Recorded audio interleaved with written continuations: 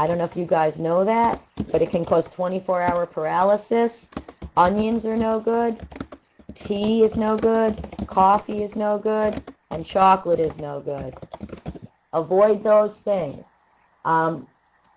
Basically, if you think about, and I watch seafood, there's no, dogs in the wild don't find lobster and shrimp crawling around in the forest, you know? Think about wild dogs, what they eat. So they will actually eat whatever's inside the animal that they just eat. When they eat the stomach of the animal and the intestines, they're eating whatever the dog just ate. But they're not going through a wheat field or a cornfield. Try this at home. Here's a test you guys can try. Take an ear of corn and put it on the floor, and take a slab of beef and put it on the floor and see which one your dog goes for. Okay? So that's enough for as far as for food.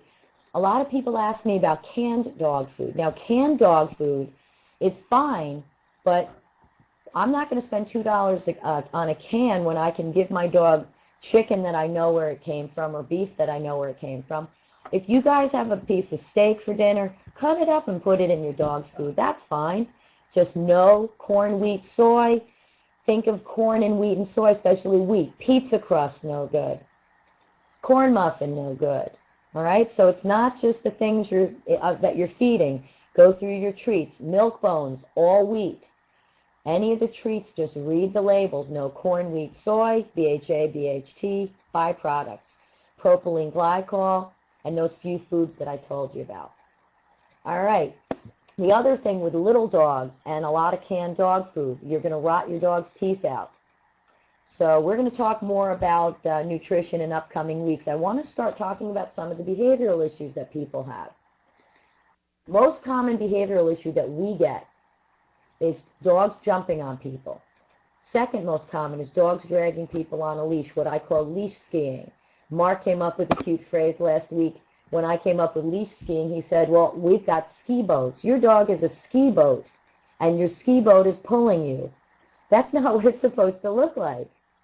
So what we're going to do is teach your dog the rules of your house, that he's not allowed to jump, he's not allowed to bark incessantly, he's not allowed to be aggressive, he's not allowed to run out the front door just because it's open. Just teach your dog the rules of your house. Pick up a copy of our book, There's Hope. It's really concise. It will literally take you, oh my gosh, probably about an hour and a half to 2 hours to read. It's very easy. It's written very simply. And it's for you guys. So you can take your dog and just make him a great dog just by reading the book. So if you need to correct your dog from jumping, so let's say people come in your house, you need to be the one who's in charge of correcting your own dog.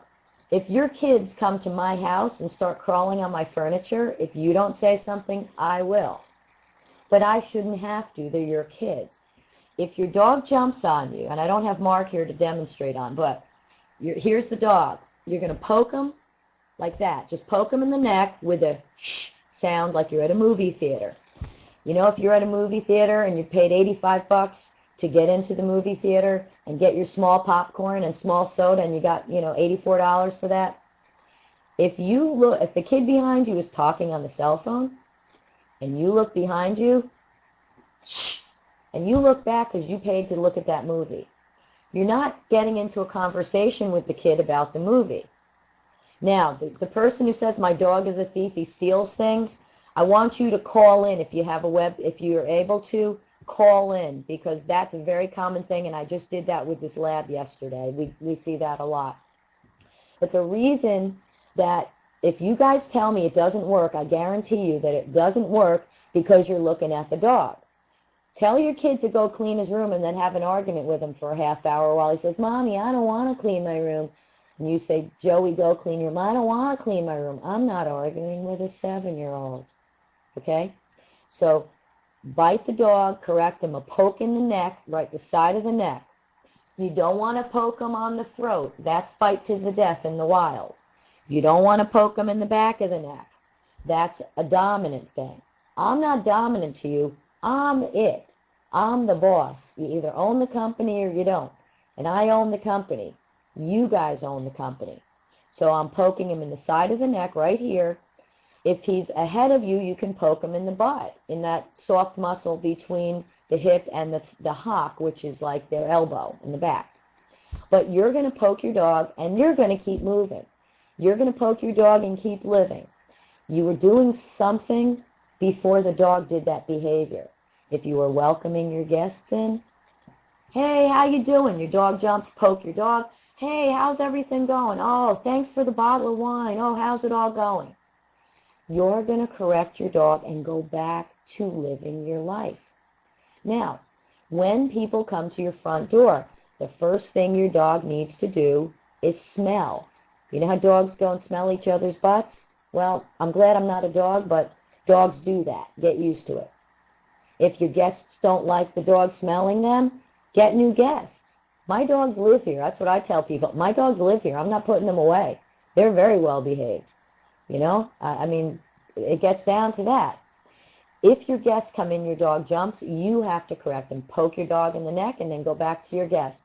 Give your dog 15 or 20 seconds, 30 seconds even, to process and understand why you bit him. It's not a math problem 2 times 2. It's a math problem for a dog 49,612 times 820,619. Anybody got the answer for me? See what I mean? So they just need to process for a minute. Now your guests need to stand at the front door for 10 or 15 or 20 seconds until your dog comes up, smells your guest, and sits down. Once your dog walks away, lies down, sits down, you're done. But if you don't do that, your dog is going to jump and carry on and bark at your guest because he's setting the rules in his house. By letting your dog smell the guests, you're letting him greet in the way that's natural for him.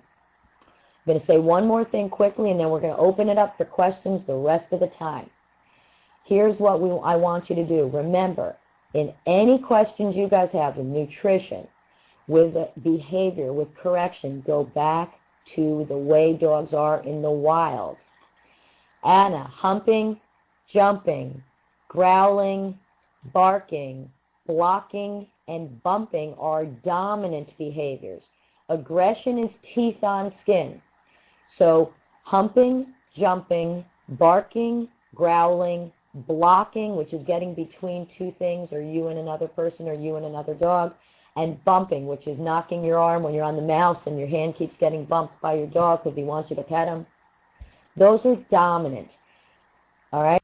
So excitement, front door, phone ringing, new people, coming home, playing squeaky toys, that's excitement. Excitement leads to dominant behaviors. Humping, jumping, barking, growling, blocking, bumping.